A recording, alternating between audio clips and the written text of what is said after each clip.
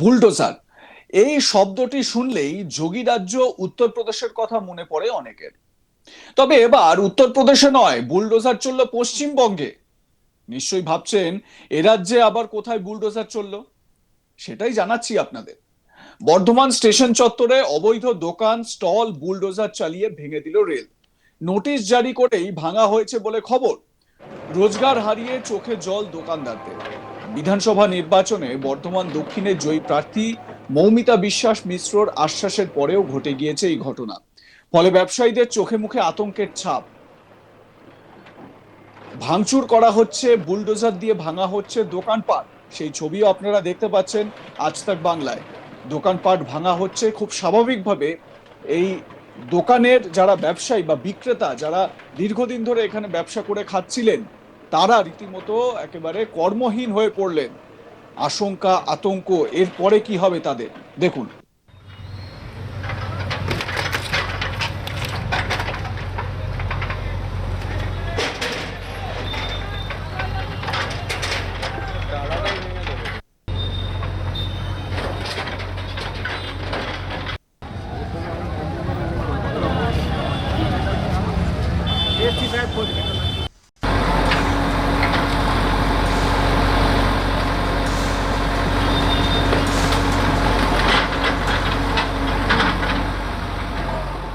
এ বিষয়ে জয়ী বিজেপি প্রার্থী মৌমিতা বিশ্বাস মিশ্র কি জানিয়েছেন শোনাবো তার বক্তব্য। আমরা তাদেরকে ঘরে ঢুকিয়েছি, এটা আমাদের কালচার নয়। আপনারা নির্ভয়ে, একদম আমি একটা কথা বলছি, নির্ভয়ে নিজেরা দোকান খুলবেন। যদি কারোর অসুবিধা হয় আমার সঙ্গে এসে যোগাযোগ করবেন, আমি যাব সেখানে। কে আপনার দোকান বন্ধ করবে? কার এত সাহস আছে? নোটিশ পাঠিয়েছে, আমি সে বিষয়ে কথা বলবো। কিন্তু কেউ যদি গুন্ডামি করে আপনাদের শাটার বন্ধ করে দিয়ে যায়, কোনো রকম ভাবে কারোর কথা শুনবেন না, সরাসরি আমাকে জানাবেন। আর নির্ভয়ে আপনারা থাকুন, নির্ভয়ে দোকান খুলুন, ব্যবসা করুন, আরামসে থাকুন, শান্তিতে থাকুন, কোনো অসুবিধা নেই, আমি আছি আপনাদের সঙ্গে। দেখুন, বিজেপির এই প্রার্থী, জয়ী প্রার্থী, তিনি তো সেই সময় বড় বড় আশ্বাস দিয়েছিলেন, ভরসা জুগিয়েছিলেন যে আপনারা নির্ভয় ব্যবসা করুন। প্রধানমন্ত্রী নরেন্দ্র মোদী যে ভরসার কথা বারবার বলছিলেন যে ভয় আউট, ভরসা ইন, এবারে সেই ভরসা দেওয়ার কথাই বলেছিলেন বিজেপি প্রার্থী, সেই ভরসা ইনের কথাই বলেছিলেন। কিন্তু এখন তাদের দোকান পাট সব ভাঙচুর করা হয়েছে, বুলডোজার চালিয়ে দেওয়া হয়েছে। এবারে কি করবেন তারা? জানা গেছে অমৃত ভারত প্রকল্পের আওতায় নবরূপে সেজে উঠবে বর্ধমান স্টেশন। তারই অংশ হিসেবে বর্ধমান স্টেশন সম্প্রসারণের কাজ শুরু হতে চলেছে। সেই কারণেই এবার চলল বুলডোজার। তবে এর জেরে তারা, মানে ব্যবসায়ীরা, রুটি রুজি হারিয়ে অথই জলে পড়লেন বলেই জানাচ্ছেন তারা। এই পরিস্থিতিতে বর্ধমান দক্ষিণের বিজেপির জয়ী প্রার্থী মৌমিতা বিশ্বাস মিশ্রর কাছে এই বিষয়ে ব্যবস্থা গ্রহণের আবেদন জানাচ্ছেন তারা। স্থানীয় ব্যবসায়ী তারা কি বলছেন, এই সুরজ গুপ্ত, বিনোদ ঠাকুর বা অন্যান্য যারা স্থানীয় ব্যবসায়ীরা কি বলছেন, শুনুন তাদের বক্তব্য। আজকে যদি আমরা কিষান বাজারে না যদি কাজ করবো, কালকে আমাদের বাড়িতে হাঁড়ি চাপবে না।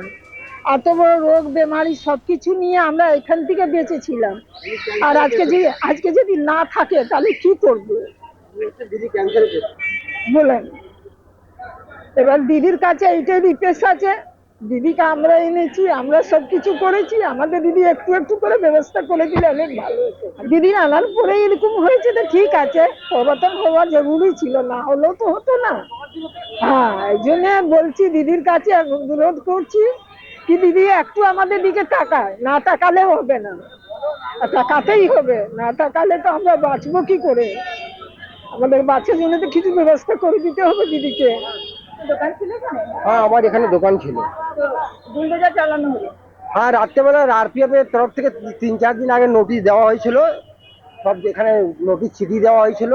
আমরা মানে লোকের মাধ্যমে জানতে পারলাম যে নোটিশ দিয়েছে যে এখানে অবৈধভাবে যারা দখলদার করে রেখেছে দোকান এখানে রাখা যাবে না, দোকান সব সরিয়ে দিতে হবে। তারপরে আমাদের আরপিএফ এসে বলে গেল যে আমরা এখানে বসতাম, দোকান বন্ধ ছিল, আমরা বসতাম, বলে না এখানে সব ভাঙা হবে। তা আমরা এখানে বসেছিলাম, কালকে সন্ধ্যেবেলা খবর পেলাম যে এখানে বুলডোজার এসছে, 2-3টে ট্রাক্টর গাড়ি এসছে। তখন দেখি পুলিশ পুরো নামিয়েছে, আমরা বুঝে গেলাম যে সব ভাঙবে। এবার যারা গরিব মানুষের দোকানপাট ছিল তাদের বললাম, আমরা এখানে এসেছিল যে ভাই তোমাদের যা মালপত্র আছে বার করে নাও, নাহলে ক্ষতি হয়ে যাবে, ওরা সব ভেঙে চুরে নিয়ে চলে যাবে। এবার এখানে যারা দোকানদার উপস্থিত ছিল তারা নিজের যা যা ছিল কাউন্টার, শুধু মালটোল, যাদের খাবারের দোকান আছে, পুরীর দোকান আছে, চায়ের দোকান আছে, তারা নিজের মালপত্র বার করে নিল। বার করার পর ওরা অভিযান আরম্ভ করে দিল। এক ধার দিয়ে সামনে দিয়ে ভাঙতে আরম্ভ করলো, তারপর পেছনে জেসিবি সব ওই তারে আবর্জনাগুলো গাড়িতে তুলতে আরম্ভ করলো। আমরা দাঁড়িয়ে দাঁড়িয়ে দেখলাম। আবার কি না, আমরা ভাবিনি, ভাবতে সরকার, কিন্তু রেলের আধিকারিকরা বলছে যেটা অমৃত ভারত, যেটা রেল স্টেশনের প্রকল্প হবে, তার রিমডেলিং করার জন্য এগুলো করাটা দরকার। এবং ওদের এটাই বক্তব্য যে টাকা স্যাংশন হয়ে এসছে, বর্ধমান স্টেশনটাকে রিমডেলিং করবে, অমৃত ভারত প্রকল্পে এটাকে নতুন ভাবে সুন্দরভাবে সাজাবে, সেই জন্য দখল মুক্ত করেছে ওরা। মানে পুনর্বাসনের কোনো দাবি আছে? আমাদের তো গেছিলাম সব দোকানদার মিলে আমাদের জেলা পার্টি অফিসে, আমাদের বিধায়িকার কাছে গেছিলাম। আমাদের ম্যাডাম বলেছিল যে আমরা যতক্ষণ ওদের পুনর্বাসন করবো না, আমরা তাদের উচ্ছেদ করব না।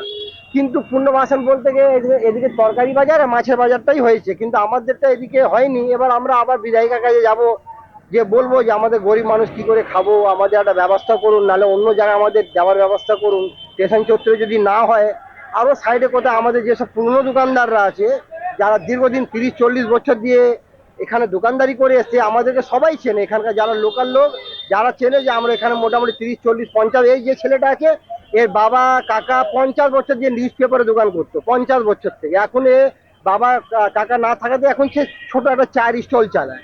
এবার দীর্ঘদিন যারা 40-50 বছর দিয়ে স্টেশনে যারা ব্যবসা করছে, তাদের দিকে একটা মানবিক মুখ দিয়ে তাকালে খুব ভালো হয়। আমাদের মাননীয় বিধায়িকার কাছে আমাদের এটাই অনুরোধ যে আমাদের দিকে তাকালে আমরা গরিব মানুষ খেয়ে পেয়ে বেঁচে থাকতে পারবো। আমরা কোথায় পুনর্বাসন হয়েছে? মাছের বাজার? মাছের বাজার যেখানে ছিল ওখানেই আছে। ওদেরকে রেলের কর্তৃপক্ষের সাথে আলোচনা করে, ম্যাডাম এসছিলেন, আলোচনা করে ওদের কিছু দিনের জন্য, যেটা এটা ইম্পর্টেন্ট, তো মাছ তরকারিটা মানুষের খুব জরুরি জিনিস, সেই জন্য ওদেরকে কিছু দিনের জন্য ওখানেই থাকতে বলা হয়েছে। এবার কতদিন বলা হয়েছে সেটা জানি না, কিন্তু আমরা চাইবো যে ওরা যেরকম থাকছে আমরাও যেন কোথাও আমাদেরও দেওয়া হোক। তাহলে এখন আপনারা কি করবেন? আমরা চাইবো যে আমরা আবার বিধায়িকার কাছে যাবো, ম্যাডামের কাছে, যে আমরা সব দোকানদার যে ওনার কাছে মানে অনুরোধ করবো যে ম্যাডাম, আমরাও তো গরিব মানুষ, ডেলি খাই, ডেলি কামাই, আমরা, আমাদেরও বাল বাচ্চা আছে, ছোট ছোট সব বাড়িতে লোক আছে, ওরাও যেন কোথাও যদি দেওয়া হয় তাহলে সব মানুষরা বেঁচে যাবে। নাহলে সব দেখলে সারাদিন ঘুরে বেড়াচ্ছে, কেঁদে বেড়াচ্ছে। এখানে মোটামুটি তো অনেক দোকান ছিল, কিন্তু পূর্ণ দোকানদার ভাবতে গেলে এখনো নিশ্চয়ই 40-50টা দোকান নিশ্চয়ই আছে। প্রায় 100টা হবে এখানে? হ্যাঁ, 100টা দোকান তো হবেই। আপনার এখানে কিসের দোকান ছিল? আমার ছোট চায়ের দোকান ছিল একটা। এখন দোকান তো ভেঙে দেওয়া, হ্যাঁ, সব তো ভেঙে দেওয়া হয়েছে, বুলডোজার চলে গেল। গুলে যাবে এসে যায়। তো কি করবেন? কি করবো, আবার যাব, আমরা ম্যাডামের কাছে যাব, যদি কিছু পুনর্বাসন যদি ব্যবস্থা হয় তার জন্য। আমাদের তো কিছু অগাধ কিছু নাই, আমাদের স্টেশনের উপর কর্মজীবী করে নির্ভর আমাদের। যারা এখানে মানুষজন আসে তাদের তো কি সমস্যা হলো? হ্যাঁ, নিশ্চয়ই। তারা তো ধরেন এই নিত্যদিনে এত লোক আসছে, আমাদের কাছ থেকে যেভাবে পরিষেবা পায়, তারাও চেষ্টা করছে যে যেন দোকানদাররা যেন বসুক, হ্যাঁ, যেন আমরাও যেন ডিউটিতে আসতে আর যেতে যেন সোয়ারা পাই, তার জন্য। বাজার, মাছের বাজার, এই বাজারগুলোতেও কি ওঠার কোনো নোটিশ এসছে? নোটিশ আমাদের এখানে এখনো দেয়নি। আমাদের স্টেশনে যে নোটিশ দিয়েছিলেন, স্টেশনে ওগুলো উঠিয়েছেন। আর সবজি বাজার, মাছ বাজার এখন মানে মৌখিকভাবে এটা শুনেছি আমরা যে এটাও তুলবে। তা আমরা আমাদের ম্যাডামের কাছে গেছিলাম, আমরা সবাই বাজারে, আমাদের বিধায়ক যিনি এখন আছেন ওনার কাছে আমরা সবাই সবজি বাজার থেকে সব গেছিলাম। উনি আমাদের আশ্বস্ত করেছেন এবং যে কোথাও একটা বসার কিছু একটা জায়গা এটা উঠে গেলে করে দেওয়ার জন্য আমরাও ব্যবস্থা করছি। হ্যাঁ, পুনর্বাসন দেওয়ার জন্য। বাস, আর কিছু আমাদের এখনো বলেননি। তা আপাতত দেখি, রয়েছি এখন, যতদিন যে কদিন থাকবো। লাইক, কমেন্ট, শেয়ার করতে ভুলবেন না। দেখতে থাকুন আজ তাক বাংলা। সাবস্ক্রাইব করুন আমাদের ইউটিউব চ্যানেলটি।